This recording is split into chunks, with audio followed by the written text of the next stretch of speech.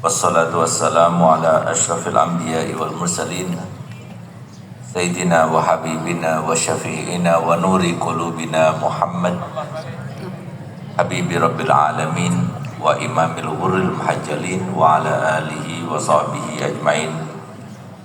Subhanaka la ilma lana illa ma'allamtana innaka antal alimul hakim. Rabbi shrah li sadri wa yassir li amri wahlul 'uqdatam min lisani yafqahu qawli, amma ba'du.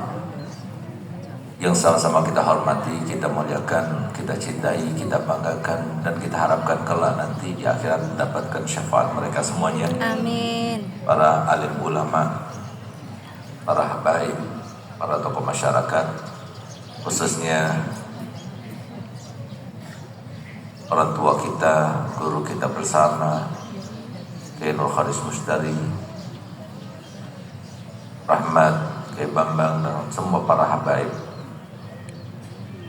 hadir bersama kita. Alhamdulillah, Ketua DPRD sekaligus Sekretaris NU Bapak Dion, yang kita doakan semoga dengan berkhidmah kepada NU-nya ini menjadi jembatan beliau kabul hajat insyaallah dunia dan akhirat.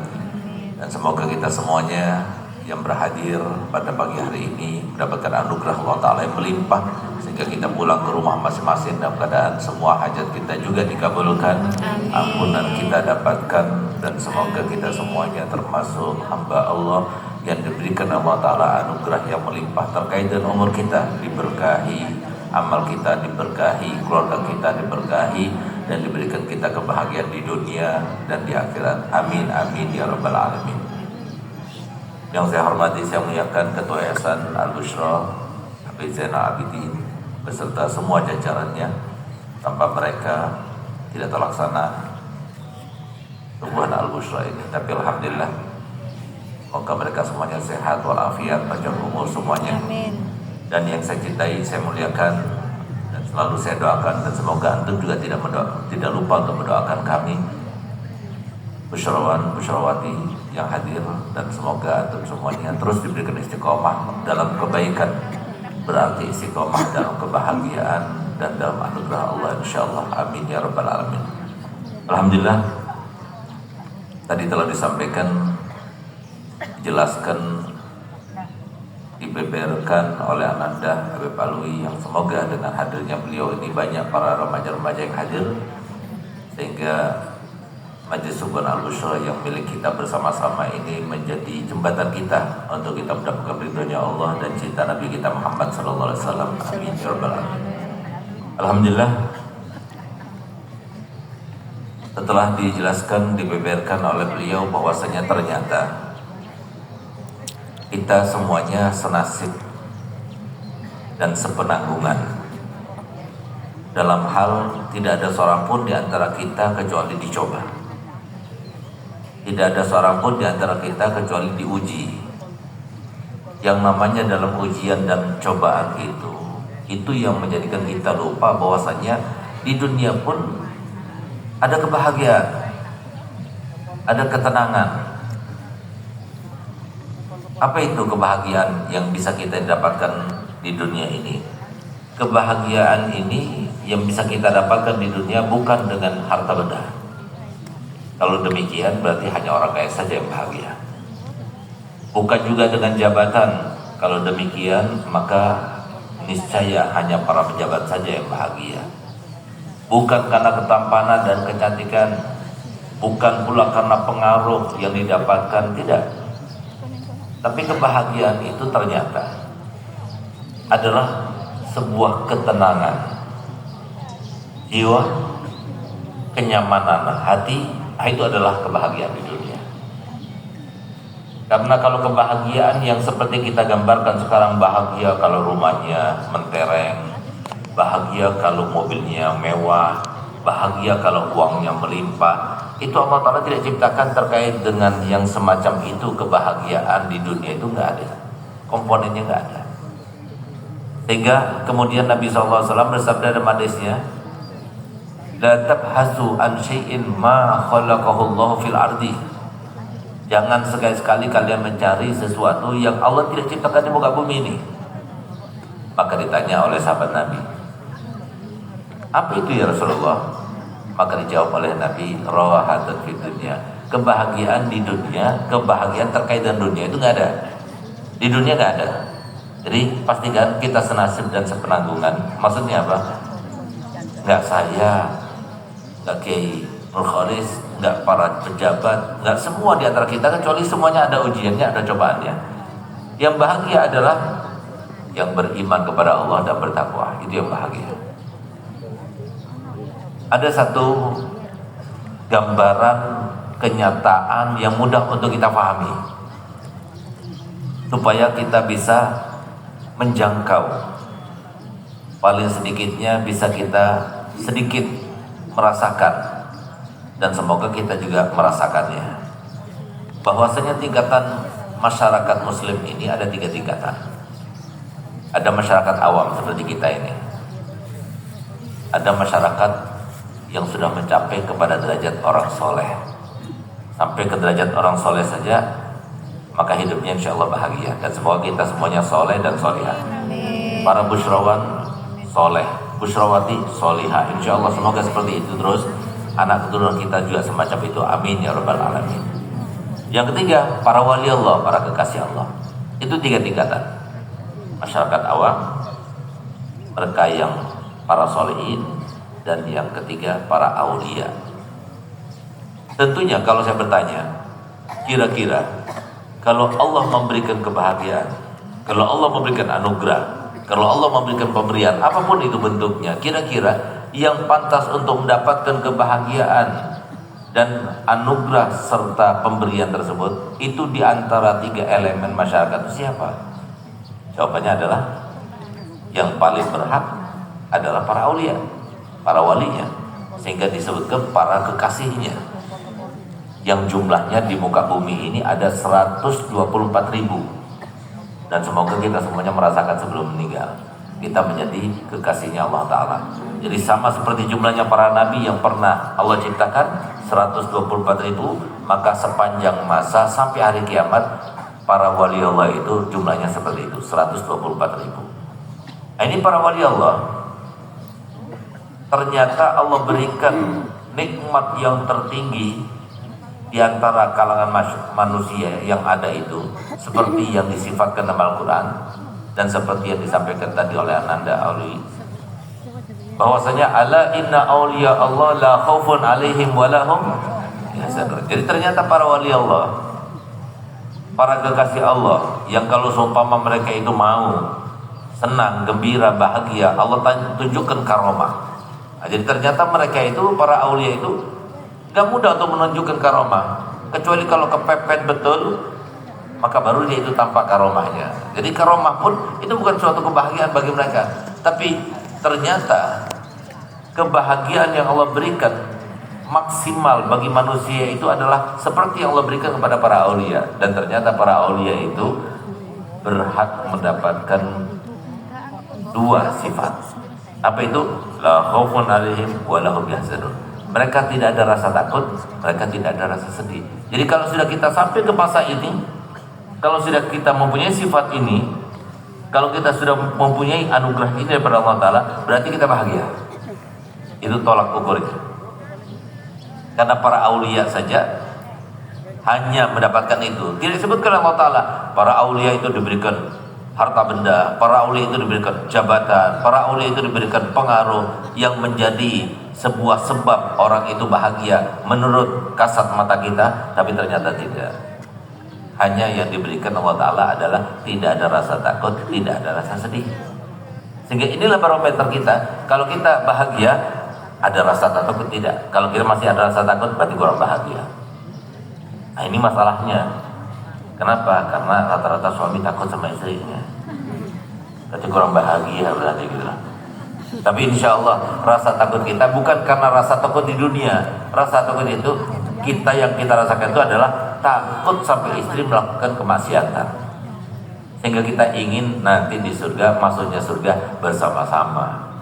Sehingga apa? Takut sampai istri kemudian melakukan kemaksiatan, makanya para suami itu ngalah. Itu insya Allah yang kita lakukan, sehingga kita bukan takut kepada istri, tidak, tapi takut istri itu sampai melakukan dosa dari saking cintanya para suami kepada istrinya. Nah, jadi itu yang pertama. Tidak ada rasa kesedihan, nggak sedih dia. Dan ini harus kita belajar bersahabat dari sekarang. Belajar bersahabat nggak takut, belajar bersahabat nggak sedih. Kenapa? Nabi seperti itu, Rasul seperti itu, para wali seperti itu, para soleh seperti itu, awamnya masyarakat juga seperti itu. Nggak ada seorang pun di antara kita kecuali pasti takut dan sedih. Tapi kalau sudah hilang rasa takut dan sedih, itu orang bahagia. Karena kebahagiaan itu adalah ketenangan. Kenapa orang itu sampai bayar uang yang banyak untuk healing, bayar uang yang banyak untuk keliling dunia, bayar uang yang banyak untuk menyewa hotel yang mewah dan sebagainya, untuk bersenang-senang. Yang mereka cari cuma dua itu. Gimana cara menghilangkan kesedihan? Gimana cara menghilangkan rasa ketakutan? Ini yang mereka cari. Padahal ternyata Nabi kita Muhammad SAW, begitu pula Allah Ta'ala dalam firman-Nya di dalam Al-Quran, Allah menjelaskan bahwasanya untuk kita mendapatkan dua hal tadi gak perlu uang yang banyak, sehingga siapapun di antara kita bisa kita dapatkan, bisa kita mendapatkannya. Bagaimana caranya? Caranya adalah Allah Ta'ala firman, man amila sholihan min zakarin aw unsa wa huwa mu'minun falanuhyiyannahu hayatan thayyibah. Siapapun di antara kita, baik laki maupun perempuan, kata Allah Ta'ala dalam firman-Nya tersebut, beramal soleh asalkan dilandasi dan keimanan, dua hal yang menjadi syarat. Yang pertama iman, dan yang kedua mengamalkan dengan pengetahuan kita ataupun beramal soleh sebanyak-banyaknya. Kalau kita sudah melakukan dua hal ini, maka yang terlaksana adalah falanuhyiyannahu hayatan thayyibah. Kami akan berikan kehidupan yang sangat menyenangkan. Lagi-lagi hayatan thayyibah itu apa? Kembali lagi pada Allah, inna awliyallahi la khaufun alaihim wa lahum yahzanun. Itu saja. Apa hayat thayyibah? Hayat thayyibah bukan harta yang banyak, harta yang melimpah. Hayat thayyibah itu bukan mempunyai rumah yang mewah, mempunyai pengaruh yang besar, mempunyai jabatan yang tinggi, tidak. Tapi hayat thayyibah itu adalah kalau sudah kita tidak ada rasa takut dan rasa sedih, berarti kita sudah berada di dalam keadaan hayat thayyibah. Itu yang didapatkan di dunia. Tapi kalau kita mendapatkan rumah yang menyenangkan, harta benda yang membahagiakan, gak ada, belum ada. Mohon maaf, tambah banyak harta benda kita, tambah banyak pikiran kita gunakan. Tambah banyak rasa takut kita kehilangan harta yang sudah kita dapatkan. Dan itu bukan sebab-sebab kebahagiaan. Tapi justru sebab-sebab kebahagiaan adalah kalau kita bisa melepaskan yang namanya cinta dunia dari hati kita, itu bahagia. Sehingga apapun yang terjadi pada dunia, kita tidak memikirkan, karena kita meyakini bahwasanya ternyata itu adalah sebuah ketentuan Allah. Nah, disinilah dua hal tadi yang menjadi syarat orang itu mendapatkan hayat thayyibah itu. Kalau bisa kita terjemahkan dengan bahasa sekarang, yang namanya iman itu adalah pengetahuan. Kalau tanpa pengetahuan gak mungkin kita beriman. Sehingga sebutkan tadi oleh Ananda Habib Alwi tadi, awal wajibun alal insani ma'rifatul ilahi. Jadi yang namanya kewajiban pertama bagi seseorang tahu bahwa kita adalah seorang hamba, Allah adalah Tuhan kita. Kalau sudah kita tahu itu, tenang, mulai tenang. Tambah tahu lagi rukun iman yang 6, tambah tahu lagi tentang rukun Islam yang 5. Kemudian kita terapkan sedikit demi sedikit, semaksimal mungkin kita bisa amalkan. Dengan semacam itu terus istiqomah, kita akan mendapatkan. Coba lihat, kenapa para wali Allah itu, mereka itu walaupun diuji dengan ujian yang berat, dicoba dengan cobaan yang sangat luas, tapi mereka itu tertawa, mereka itu bahagia. Jawabannya adalah, kalau seumpama, ini ambil gambaran yang mudah untuk kita logikakan ya. Dalam hadis Bukhari itu disebutkan, man ra'ani fil manam faqad ra'a haqqa fa inna syaitan yatamatsalu bi. Orang yang bermimpikan aku dalam tidurnya, kata Nabi SAW, berarti dia itu telah melihat sebuah kenyataan yang benar, maka karena setan tidak mungkin menyerupai aku. Jadi mimpi Nabi SAW itu bisa dialami oleh siapapun, bahkan orang awam. Yang penting bersih hatinya, jernih matanya. Bersih hatinya daripada sifat-sifat yang tidak baik, jernih hatinya daripada pandangan-pandangan dosa dan sebagainya. Maka yang sudah sempat sampai kepada sifat semacam itu, insya Allah cepat dia bermimpi Nabi. Bahkan ketika ditanya para ulama, yaitu Imam Hasan Basri, kapan terjadinya orang awam itu mimpi Nabi yang paling banyak? Tambah akhir zaman, tambah banyak bermimpi Nabi. Berarti kesempatan buat kita semuanya. Semoga kita merasakan kenikmatan bermimpi Nabi kita Muhammad SAW. Misalnya, Bapak Dian, sekretaris NU, beliau itu semalam saya bermimpi, misalnya saya bermimpi Nabi. Besok di Majelis Subuh Al-Busyra kamu kan ketemu sama Pak Dion. Kalau ketemu sama dia, lempar botol aqua misalnya, botol air. Kalau dia itu nggak marah, kalau dia itu senyum, menerima, aku jadikan dia sebagai kekasihku, kata Nabi Muhammad dalam mimpi itu. Misalnya, contohnya. Maka kalau seumpama dia tidak senyum, dia marah-marah, nggak jadi, aku jadikan kekasihku, kata Nabi Muhammad. Saya cerita sama Haji Yasin tentang mimpi itu. Haji Yasin kasih tahu sama Pak Dion, katanya Habib suka semalam tuh mimpi Rasulullah begini, besok kalau kamu dilempar, kamu senyum saja, jangan marah-marah, karena kamu akan dijadikan sebagai kasihnya Nabi. Istilahnya para wali itu dikasih tahu, sama seperti dikasih tahu seperti mimpi ini. Nah sekarang kalau seumpama saya ambil botol ini lalu saya lempar ke kepalanya Bapak Dion, kira-kira marah apa senyum? Apa kita coba dulu? Itu contohnya. Itu contohnya bagi mereka para wali itu. Mereka sudah tahu. Mereka sudah kasih tahu akan terjadi begini. Mereka nggak kaget. Mereka nggak takut. Mereka nggak sedih. Karena di balik kesedihan itu ada ridhonya Allah. Di balik kesedihan itu ada cintanya Nabi Muhammad SAW. Seperti tadi, kalau dia itu tidak marah, maka dia akan dijadikan sebagai kekasihnya Nabi. Itu logikanya seperti itu. Contohnya seperti itu. Nah, makanya pentingnya pengetahuan itu luar biasa, sangat penting. Bahkan saya selalu berkata, sampaikan dan berkali-kali saya sampaikan kepada antum. Wallahil azim, saya bersumpah, saya bersyukur kepada Allah Ta'ala, nikmat yang paling besar yang saya rasakan sekarang ini bukanlah harta benda, bukanlah istri yang cantik, anak-anak yang tampan-tampan yang pintar, tidak.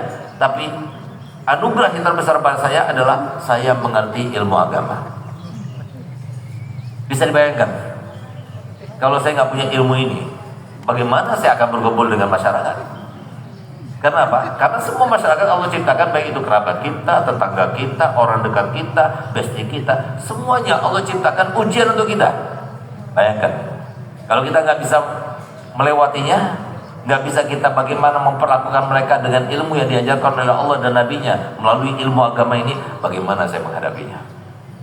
Tapi alhamdulillah berkat ilmu yang diajarkan, saya bahagia, saya bisa sabar, saya bisa berkumpul dengan akhlak yang baik, saya bisa merendahkan diri. Itu semuanya apa? Atas dasar ilmu yang saya ketahui.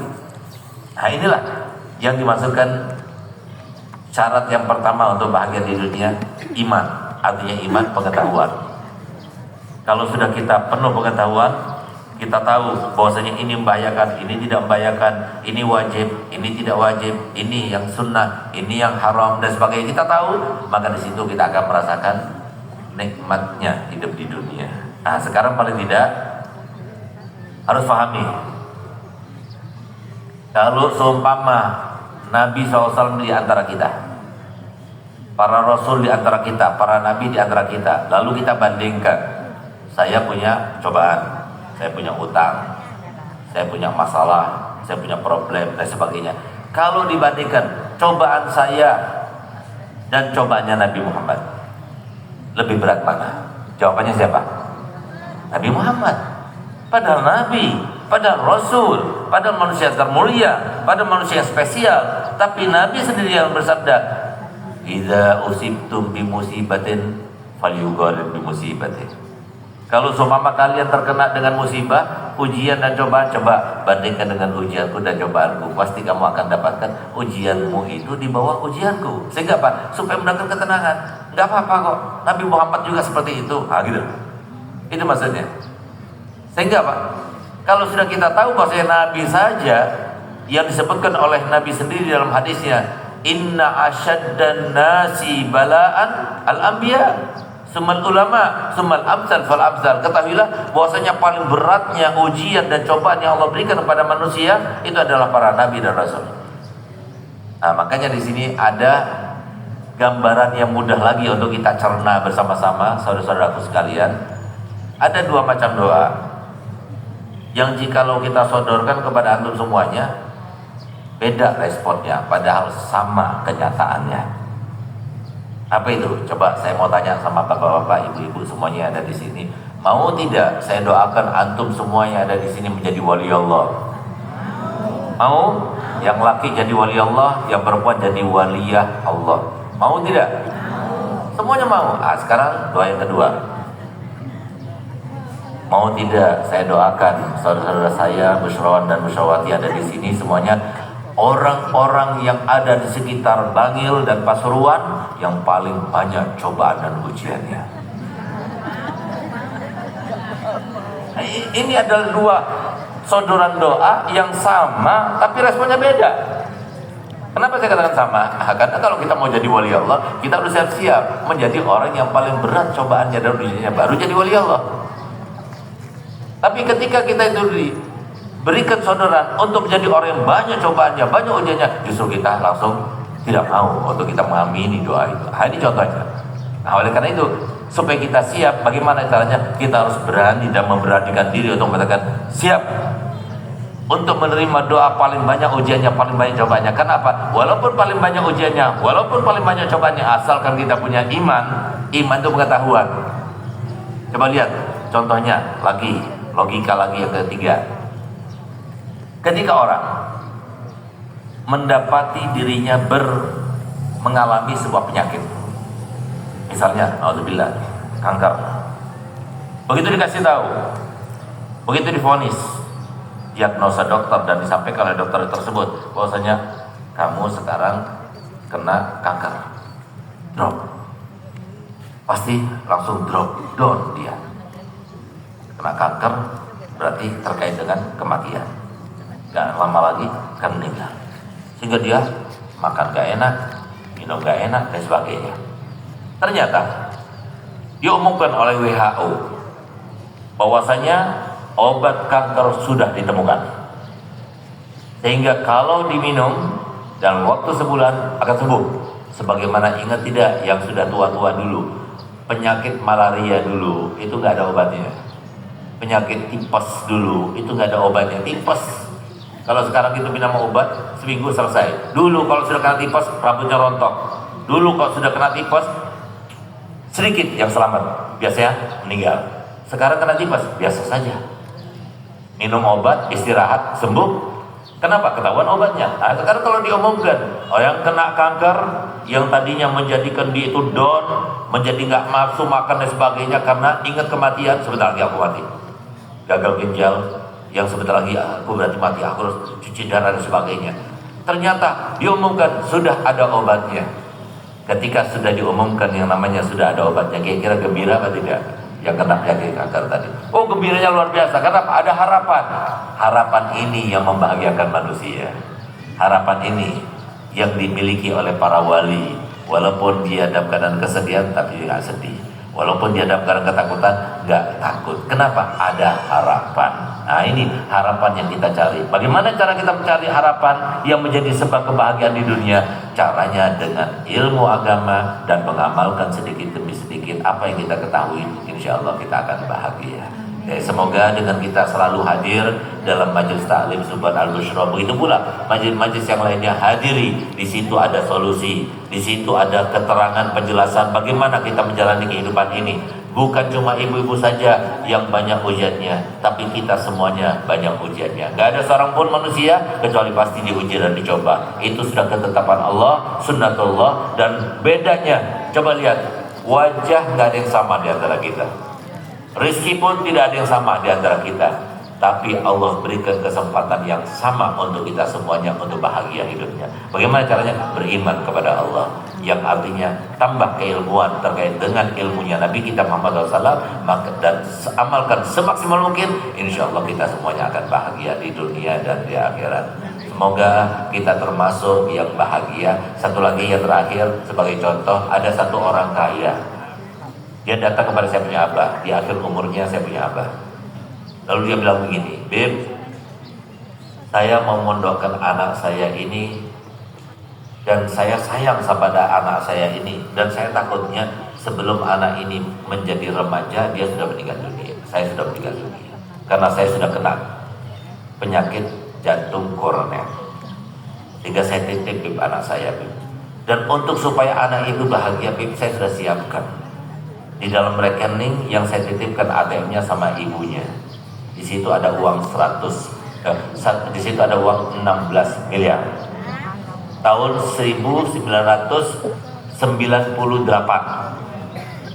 16 miliar 98. Berapa kira-kira sekarang ini? Apa kata saya punya apa? Haji, kamu pengen anak kamu bahagia dengan uang yang sebanyak itu? Kan iya, Bib. Segitu masih kurang, Bib. Kalau mau bahagia kurang, Bib. Berapa, Bib? 100 miliar? Masih kurang, Bib. 100 miliar masih kurang, Bib. Aset saya kalau semua saya jual semuanya hanya 100 miliar. Apa kata saya punya abah? Walaupun 1 triliun engkau siapkan anak kamu supaya bahagia di dunia, gak bakal kamu dapatkan. Tapi kalau kau mau anak kamu bahagia, gak perlu siapkan ATM, gak perlu siapkan uang, cukup asupi dengan pendidikan Nabi kita Muhammad SAW, maka dimanapun dia hidup, dia pasti akan bahagia. Semoga kita termasuk yang mau mendengarkan apa yang disampaikan oleh saya punya abah tadi.